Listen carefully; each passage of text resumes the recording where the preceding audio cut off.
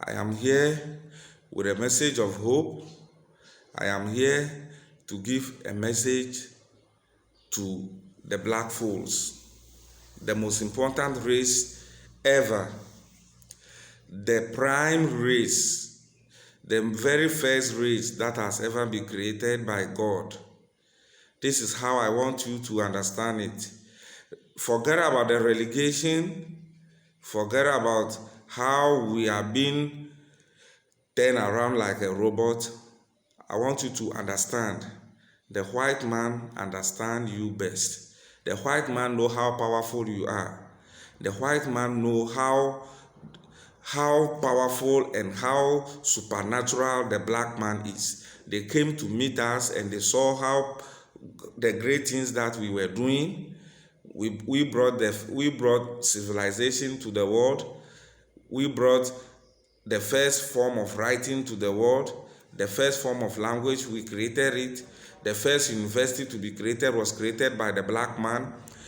Anything you can think about, the pyramids you see all over the world was created by the black man. So at a point in time, your imperial masters have to turn you away from your supernatural self by giving you inferior way of worship, inferior way of self-belief.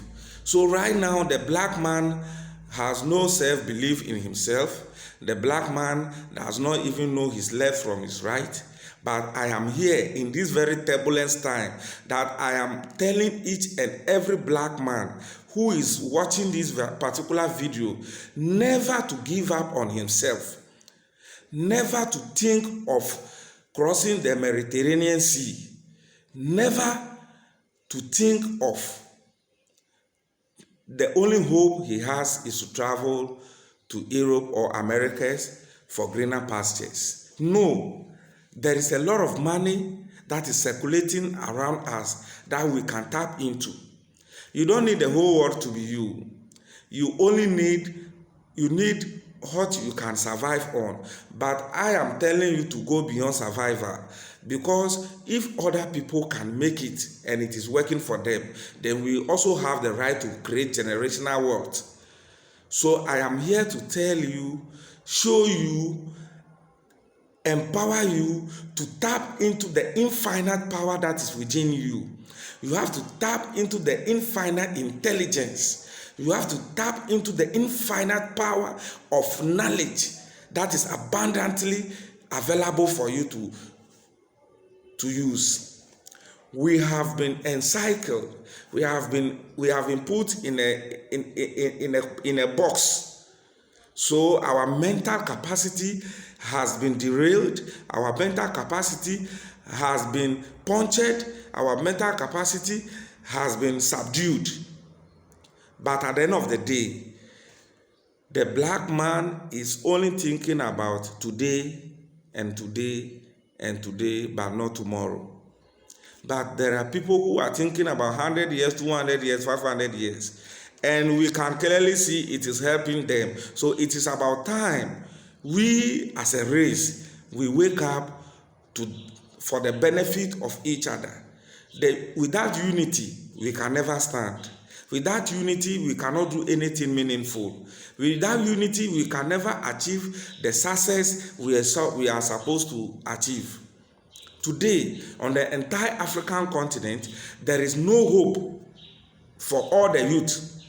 But I am here to tell you there is hope. The only hope we have is that we have to rise above the normal life, which is the religion in front of you, which is the political system in front of you, and which is the educational system in front of you.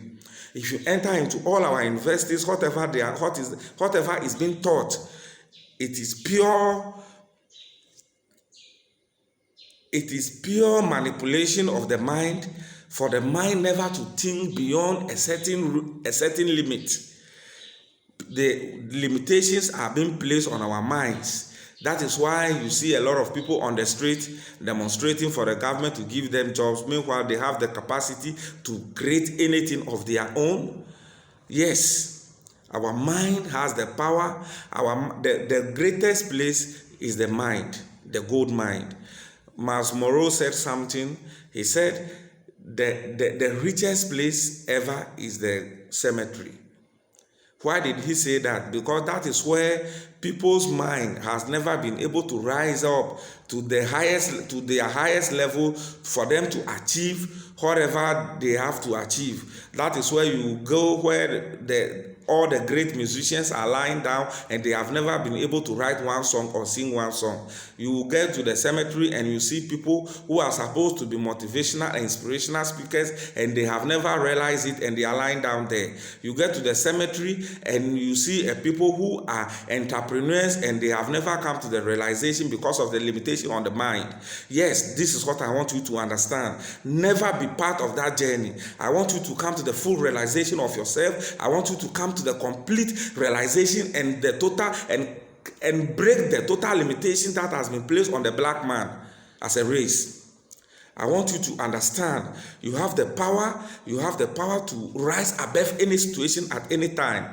Yes, you have the power within you because you have been created in the form of God, and God has given you the power that He has to create everything. Everything you see around you was created by man. This is what I want you to understand. Whatever you see, be it good or bad, was created by man. So why do you have to see yourself as an inferior being whereby whatever you are being told is what you follow? No, start listening to yourself. Start listening to your instincts. Start listening to your guts. Yes, that is where you can get a breakthrough. Yes, I'm telling you, there is the world is at a crossroad where we have to become empowered in the mind. Either than that, we are going to create weak people to the extent that people are going to be there is going to be chaos, there is going to be anarchy, there is going to be maiming, and there is going to be a lot of things that is going to happen to humanity that we don't even like it. This is what I have seen. The projections is not good, the projection is not bright, and the projections we are seeing is not friendly.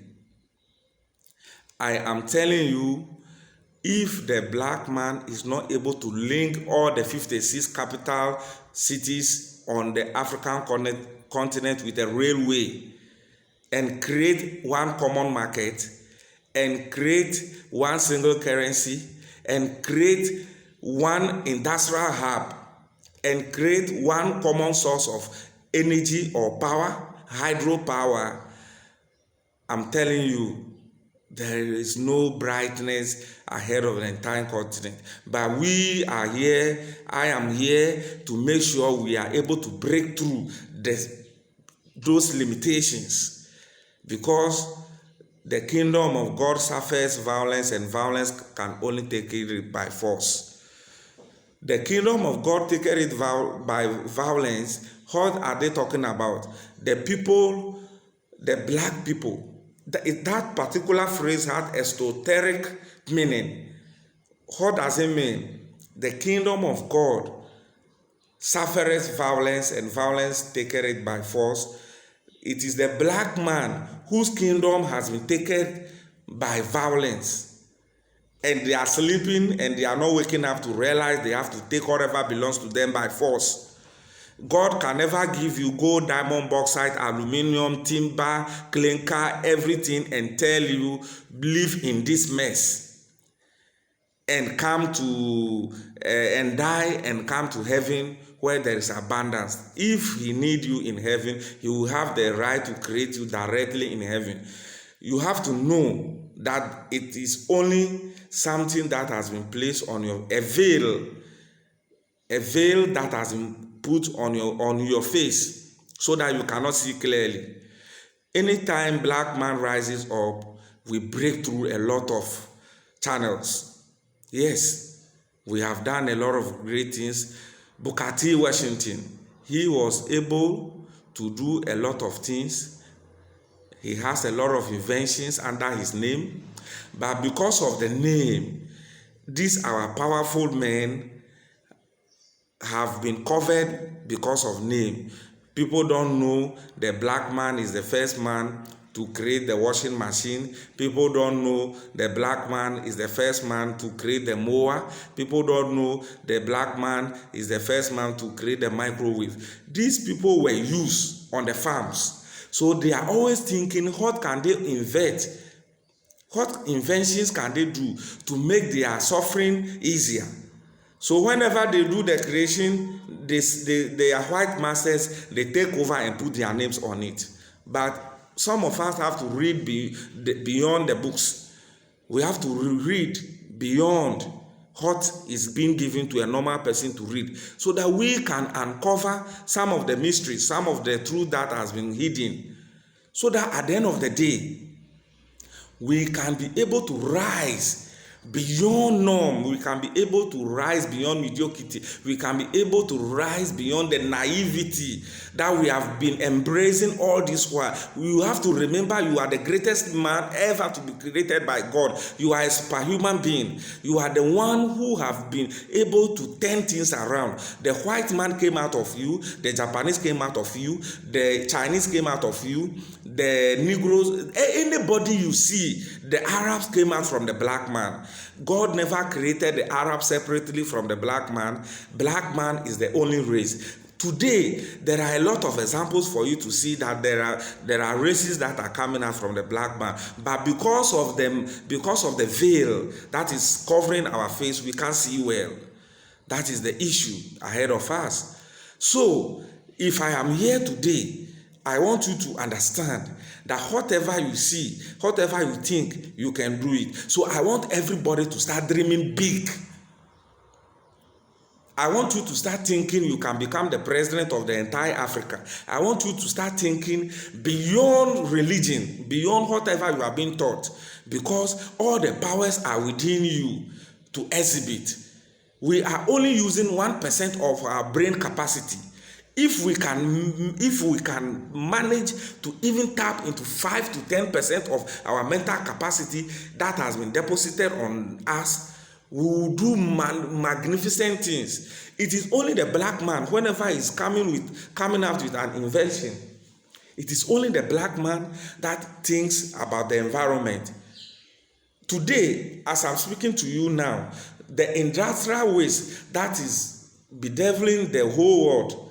If I tell you the industrial waste that is lying down in the Silicon Valley in the United States, you will marvel. Some of them will take 300 years to dissolve, to become one with the environment again. 300 years. Some of them will take 1,500 years to become normal again with the environment. They are toxic that are being hot. And whenever there is an exposure to that very toxic, it is come with a lot of sicknesses, a lot of pandemics, and then a lot of diseases. So we shouldn't be too much aggressive as if the world is running away from us. But we have to make sure we are making good use of the natural resources around us. Instead of somebody making good use of it, Belgium is making 10 billion out of the cocoa the raw cocoa we send to them in profit. And Africa, both Ivory Coast and Ghana is making only 6 billion. And somebody who is not planting, somebody who is not suffering as a result of the primary producer is making 10 billion. So imagine if we can be able to add value to the cocoa, we will be ending around 20 billion. How much money do we borrow? Even at times before we do the selling of the cocoa, our leaders have already gone for syndicated loan and go and buy fertilizer that don't work. They buy fertilizer that don't even exist, and they come and throw dust into our eyes. This is the time. The little that you are making now, I don't want you to be content with whatever you are getting. There is a lot you can do. There is a lot you can do to help humanity. Humanity is at a crossroad. Humanity is being slaughtered on the on the altar of greed and selfishness. It is about time we rise up as a group, as an entity, to arrest these selfish and greedy individuals who are ready and willing to destroy humanity to the core.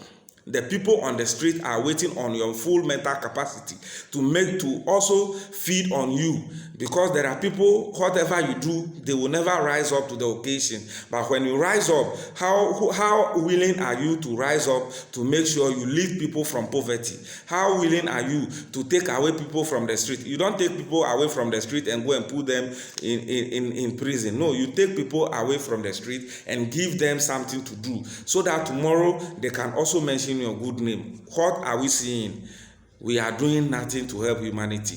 Yes, I want you to understand, when I'm bringing these are messages that is coming from the depth of the source. This is the message from the source. This is the message from God. This is a message to humanity. This is how I want you to understand it. This is how I want you to see it. I don't want you to put any interpretation on whatever message you come across whenever you be listening to me. This is a message you need to subscribe to. This is a message you need to follow and pray that I bring more of these type of messages around. I never preach racism, neither will I support racism, but dignity and pride in one's own race. With God really blessing, I leave you for a while. One love.